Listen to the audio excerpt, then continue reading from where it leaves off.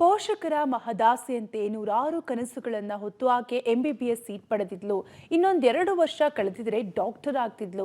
ದುರಂತ ಅಂದ್ರೆ ತಾನು ಓದ್ತಿದ್ದ ಕಾಲೇಜ್ ಮುಂದೆಯೇ ಅಪಘಾತಕ್ಕೆ ಬಲಿಯಾಗಿದ್ದಾಳೆ. ಟಿಪ್ಪರ್ ಲಾರಿಯಲ್ಲಿದ್ದ ಜವರಾಯ, ಎಂಬಿಬಿಎಸ್ ವಿದ್ಯಾರ್ಥಿನಿ ದುರ್ಮರಣ. ತಾನು ಓದ್ತಿದ್ದ ಕಾಲೇಜ್ ಮುಂದೆಯೇ ಬಲಿ. ಅದೆಷ್ಟು ಕನಸುಗಳನ್ನ ಕಟ್ಕೊಂಡಿದ್ರು ಆ ಪೋಷಕರು.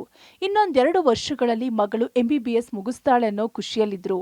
ಹಾಗೆ ಆಕೆ ಕೂಡ ಕಷ್ಟಪಟ್ಟು ನೀಟ್ ಪಾಸ್ ಮಾಡಿ ಎಂಬಿಬಿಎಸ್ ಸೀಟ್ ಗಿಟ್ಟಿಸಿಕೊಂಡು ಮೆಡಿಕಲ್ ಓದ್ತಿದ್ಲು.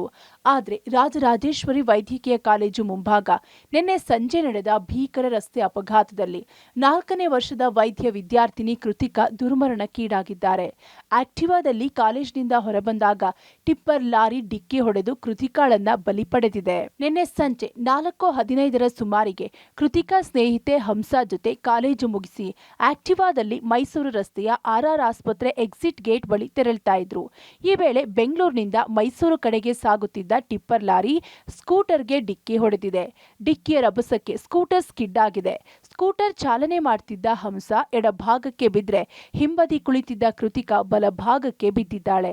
ದುರಾದೃಷ್ಟವಶಾತ್ ಕೃತಿಕಾ ದೇಹದ ಮೇಲೆ ಟಿಪ್ಪರ್ ಲಾರಿಯ ಚಕ್ರ ಹರಿದು ಸ್ಥಳದಲ್ಲೇ ಮೃತಪಟ್ಟಿದ್ದಾಳೆ. ಮಗಳ ಸಾವು ಕಂಡು ಪೋಷಕರು, ಸಂಬಂಧಿಕರು, ಸಹಪಾಠಿಗಳ ಆಕ್ರಂದನ ಮುಗಿಲು ಮುಟ್ಟಿತು.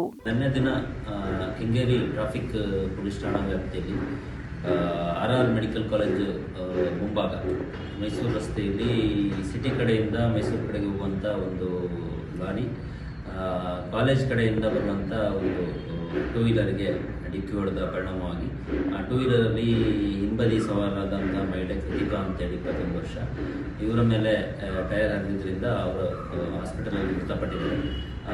ಒಂದು ಟೂ ವೀಲರ್ ರೈಡರ್ ಇರುವಂತ ಮತ್ತೊಬ್ಬ ಮಹಿಳೆಗೆ ಗಾಯಗಳಾಗಿವೆ. ಇನ್ನು ಅಪಘಾತದಲ್ಲಿ ಗಂಭೀರವಾಗಿ ಗಾಯಗೊಂಡಿರುವ ಮತ್ತೊಬ್ಬ ವಿದ್ಯಾರ್ಥಿನಿ ಹಂಸಾಳನ್ನ ಆರ್ಆರ್ ಆಸ್ಪತ್ರೆಗೆ ದಾಖಲಿಸಿ ಚಿಕಿತ್ಸೆ ನೀಡಲಾಗ್ತಿದೆ.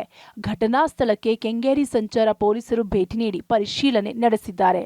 ಕೆಂಗೇರಿ ಸಂಚಾರ ಪೊಲೀಸ್ ಠಾಣೆಯಲ್ಲಿ ಪ್ರಕರಣ ದಾಖಲಿಸಿಕೊಂಡು ತನಿಖೆ ನಡೆಸಲಾಗ್ತಿದೆ. Narasimhamurthy, Gavi Nagamangala, crime bureau, public TV, Bengaluru.